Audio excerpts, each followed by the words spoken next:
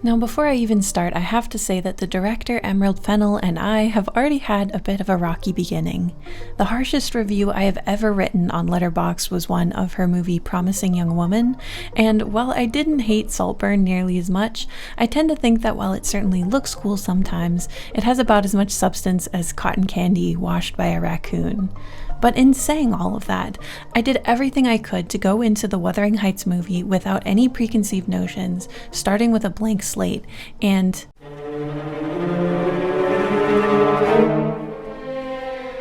hey everybody, it's LavenderTowne. This is my series By the Book, where I take a look at how movie adaptations change book characters and then draw them exactly as they were originally described. Today's subject is Wuthering Heights by Emily Bronte.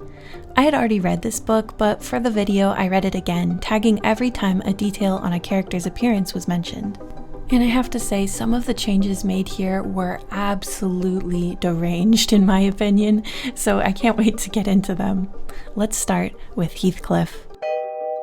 A white man? No! Like a lot of people, I was a little confused by Jacob Elordi being cast as Heathcliff.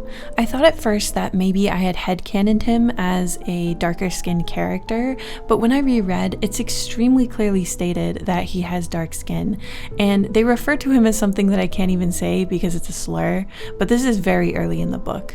On page 10, it describes him as a dark-skinned, in aspect, in dress and manners a gentleman, as well as shortly after describing him as having an erect and handsome figure, if rather morose. As a child, when he's first brought into the family by Catherine's father, he is described as a dirty, black-haired child, big enough both to walk and talk, but that he only stared around and repeated over and over again some gibberish that nobody could understand. So this was obviously one of the biggest controversies of the movie. People noticed even before it came out that Heathcliff was going to look a little bit different than he probably did in the book. On page 66, we get an even more explicit discussion of how he feels kind of othered because of his race and how he looks. When he's talking to Nellie, his kind of caretaker, about how he wishes he had light hair and fair skin the way that Edgar does. And she responds basically by saying that he's handsome enough to be a prince in disguise. And then she says, "Who knows, but your father was Emperor of China and your mother an Indian queen."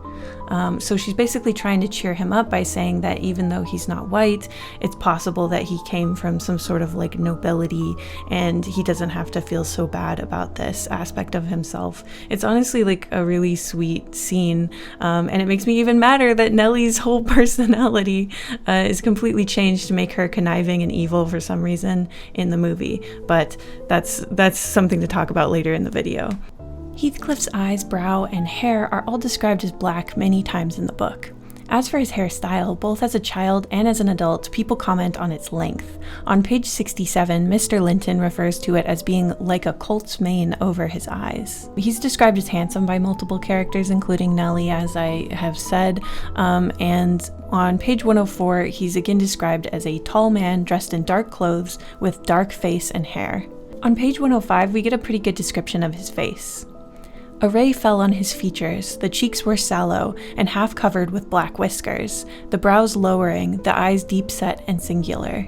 His body type ranges from sort of lanky and possibly a little skinny in his youth to developing into a more broad, athletic build after he returns, particularly in contrast to, again, the more waifish and doll-like Edgar. His teeth later on in the book are described as white and sharp, or cannibal-like, so I'll try to include that as well. Later in the book, his facial expression is often described as sneering or sarcastic. So now that we have a lot of his appearance details nailed down, I want to talk about why these changes are really upsetting people, and why it matters with this particular story. Upon rereading it, it was even clearer to me that Heathcliff being not white is kind of a huge part of the story. The way others treat him is massively impacted by this. He's silent when he's first brought to the house in the movie, but in the book he's actually speaking another language, terrified and unable to communicate. They say that he's repeating the same sounds over and over, so he's clearly saying a word.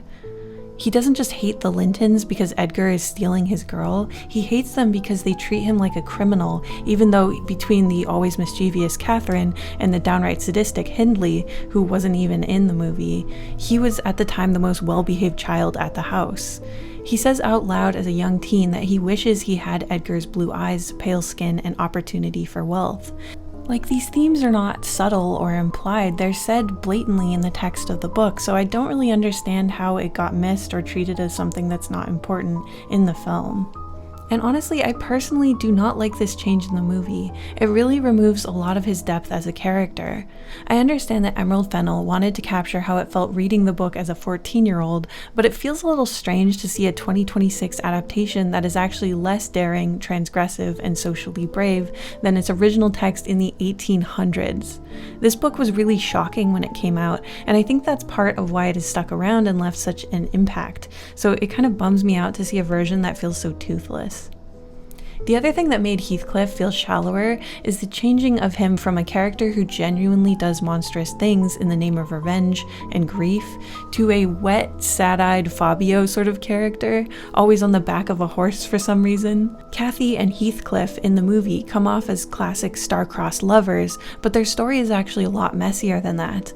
And to really get into that, we have to talk about the changes to Cathy. So I actually have a lot to say about Catherine's personality changes between the movie and the book, but let's start with appearance. Unlike Heathcliff, Catherine is actually visually described quite a bit less. We first get a little description of her on page 49 where it says, "She's a wild, wicked slip. She had the bonniest eye, the sweetest smile, and the lightest foot in the parish." We get more visual information on page 61, where it says, "Instead of a wild, hatless little savage jumping into the house and rushing to squeeze us all breathless, there lighted a very dignified person, with brown ringlets falling from the cover of a feathered beaver, and a long cloth habit, which she was obliged to hold up with both hands that she might sail in."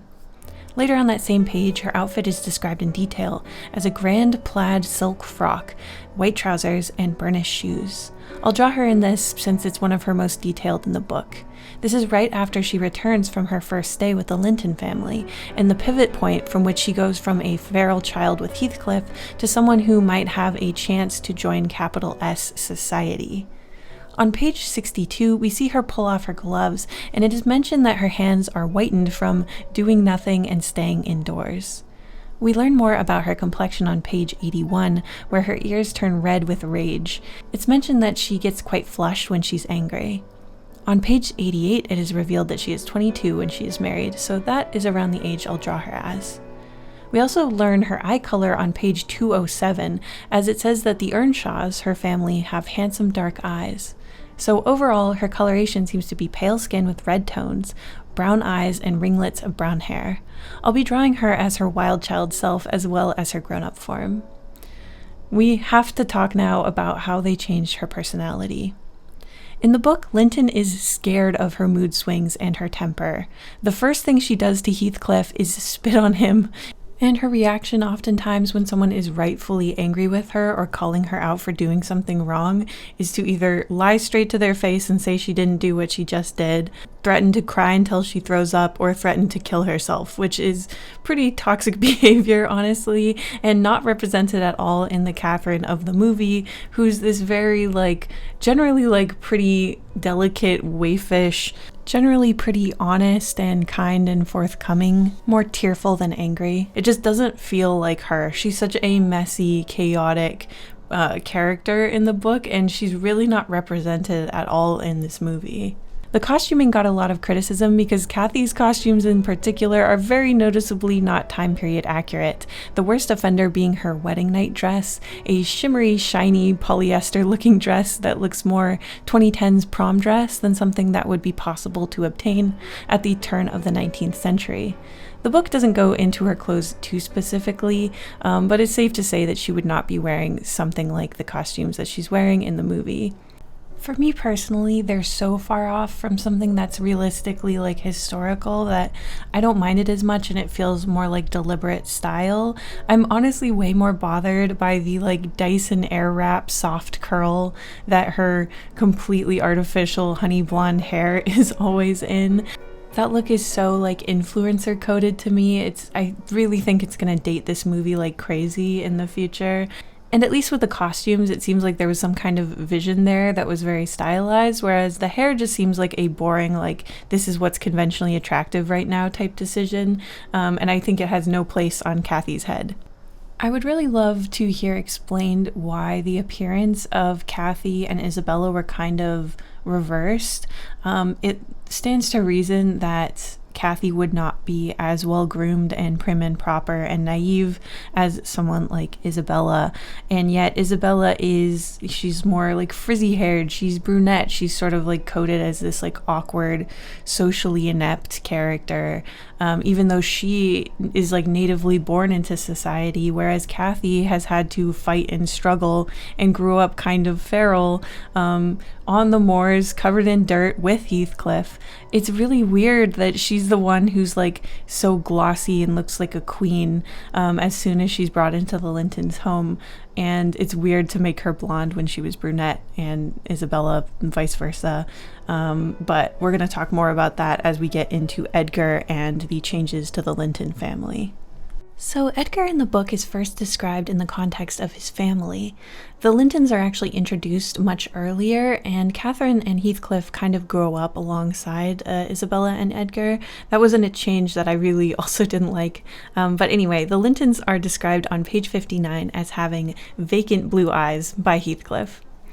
Edgar is often compared to Heathcliff, such as on page 65, where Nellie tells Heathcliff that Edgar Linton shall look quite a doll beside you, and that he does. You are younger, and yet, I'll be bound, you are taller and twice as broad across the shoulders. We already know that he is pale and blonde due to the way that Heathcliff described the whole family, and his face is often described as fair and youthful.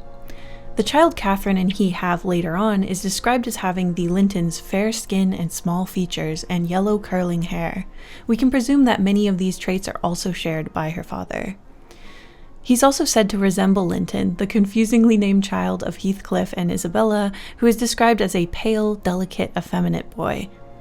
Strangely, it's Edgar who ends up being cast as a darker-skinned actor, which all but guarantees that the Lintons no longer represent the blonde, blue-eyed, white upper class who distrust and shun Heathcliff for his appearance.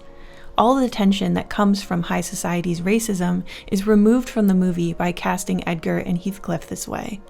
The fact that Edgar and Isabella aren't blood relatives and don't look alike also makes it a little less obvious why Heathcliff marries and torments Isabella. He outright states in the book that he'll torment her until he can get his hands on her brother. Personality-wise, movie Edgar is also pretty different. In the book, Catherine spends a good deal of time with the Linton family, and she doesn't really spend a lot of quality time with him that we see in the movie. Edgar is really delicate in the book. Edgar in the movie becomes pretty harsh to Catherine when he suspects her infidelity, but often in the book it's clear that Edgar is actually afraid of Catherine's outbursts, and when she blows up around him, he will tremble and turn pale. Edgar in the movie has much more of a backbone, and he also dotes on her a little less. In the book, there is more of an understanding of why Catherine might want to actually marry him.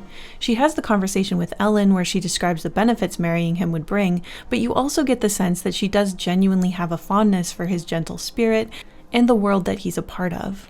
She also blatantly wants a husband that would benefit her own vanity. During that conversation, it's clear that she believes she can marry him and still always be with Heathcliff.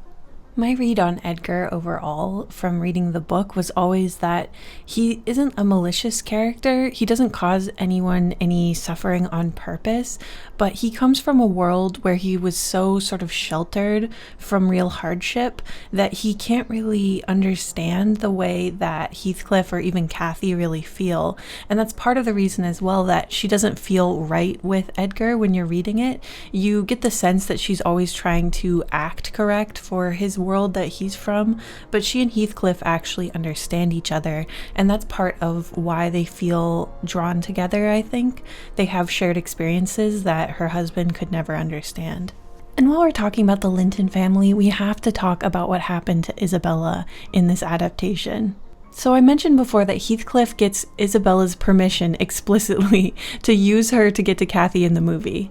In the book, she genuinely elopes with him, thinking that he will love and care for her, only to find herself trapped in his house, getting verbally and physically abused. In the movie, Isabella is Mr. Linton's ward and is sort of frizzy-haired and geeky and awkward. When we first see her, she's overanalyzing Romeo and Juliet in detail to Edgar, who is visibly falling asleep because he doesn't care.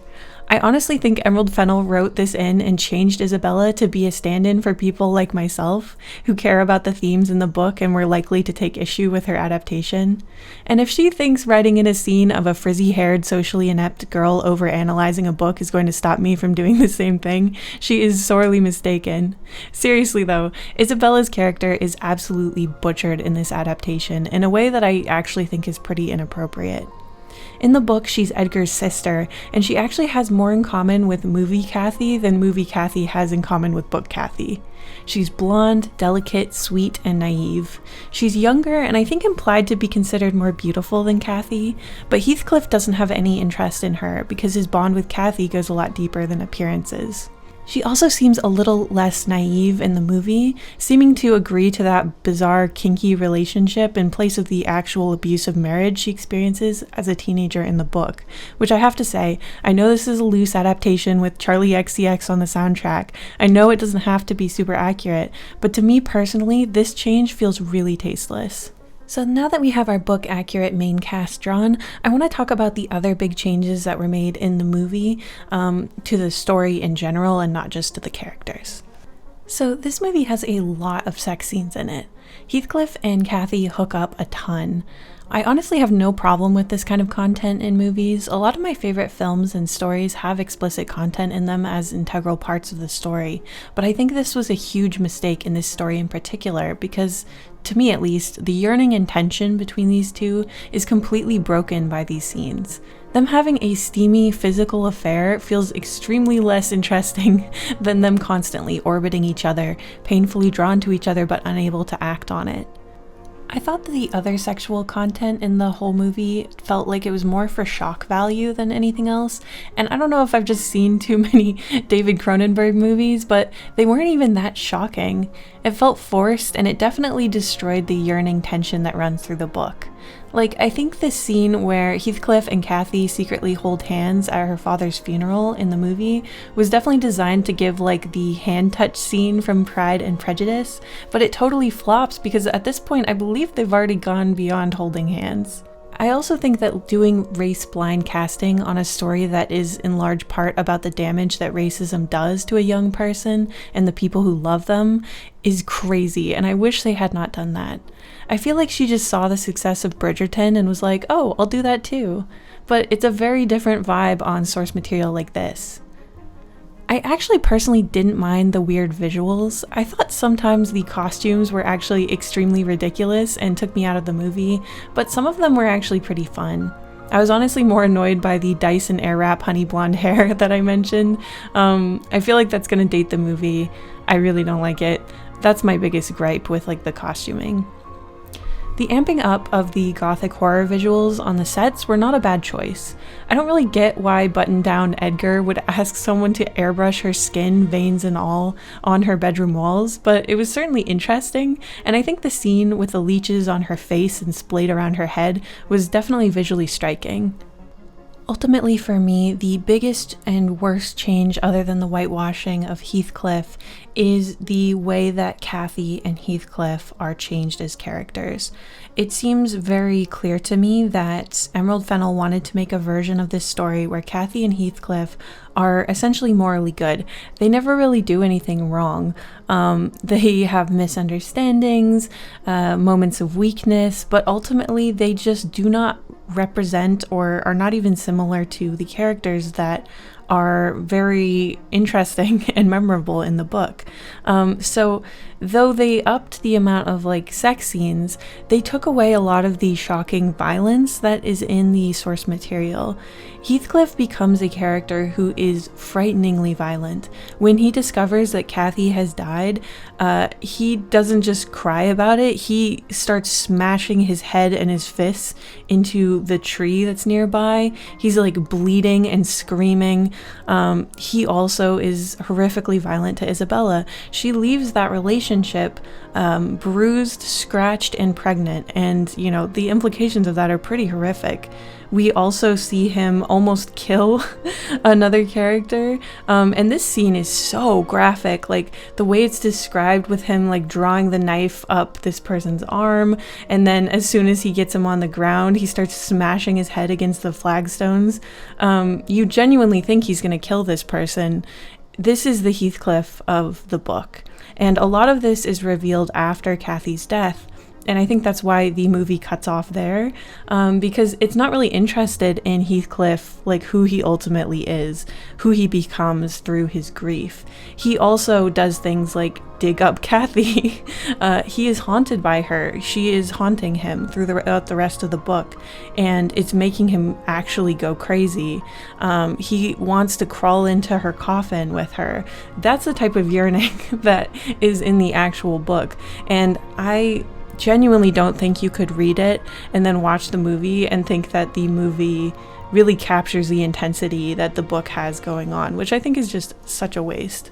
The experience of reading the book is drawing the reader to really fall in love with Heathcliff and really want him to find some sense of happiness, and then watch him turn into somebody through trauma and tragedy that does things that are indefensible and unforgivable. And I think that's sort of an emotional arc that isn't possible when you are committed to writing stories where the protagonists only do good things, or their mistakes are based on misunderstandings or very simple mistakes. Like, I can't speak for everyone who read this book, but for me, through both readings, I strongly was rooting for Heathcliff and Kathy early in the story when they're children, seeing kind of what they've survived and their unshakable bond, and then to see both of them, particularly Heathcliff, transform into like these basically unforgivable characters. It's a really complicated, intense feeling that you have as a reader, and obviously the movie has none of that because basically she's too scared to have unlikable characters. At the end of the day, most people who read the book really hated this movie, and a lot of the people who didn't read it seemed to kind of like it. I honestly think it would have been better to just make this its own original story, as I think it's so loose in its adaptation that it doesn't really gain anything by being attached to one of the most beloved and complicated pieces of classic literature of the 19th century. It seems the Emerald Fennell version wanted more sympathetic main characters, a totally different ending, different themes, a physical affair instead of yearning, and costumes with modern fabrics. When you look at all of that, it seems more hindered by its source material than helped by it. But please let me know what you think in the comments. This is all obviously just my feelings and my opinions. I'd love to hear if you loved the movie, what you loved about it, and if you're a fan of the book, let me know what your feelings are about it. It is a really intense read, and so I would love to talk to you guys about it. Thanks so much for watching till the end, and I'll see you guys in the next one. Thank you to my wonderful members and patrons, including Stefan, Stavo the Gremlin, Roger Baker, Artist James, Esme and Riley, Mr. Bingley, Glubby Wubby, Arugi, Meow Meow Meow Meow Meow, Sea Nerd, Bowl of Soup, Lorena, Mimi Mamori, Frog Scourge, Zachary Smith, Pale Star Poppy, Shaimani, Celery Sticks, The Mousy Mouse, Zora Eyes, Burnt Toast with Bleach, Sopapia, Hicho, TTT Rex, Lonely Purple Zealot, Honey Kitten, Loro, Data, Gashes to Gashes, Skitten, Gold Pikachu, Donut Oat, John Steele, Names Are Gone, Crow Dotus, Sunday Good Enough, Ace Wander, Jordy Plays, Clown of Clubs, Sunshine, River to Goblin, Raz Tarosh, Casey, Graveyard Moss, Grexius, Kingdom Hearts Sucks, The Midwestern Menace, CB, Lucy Amajiki, Ravens Crow, Zocelot, Jabber Dabber Doo, Light Jewel, Kadaria, The Expressive Poker Face, Tsubaki, Cutie Pie, Ice Cream Pal, Kola, JJ Jade, and of course, blah blah blah blah.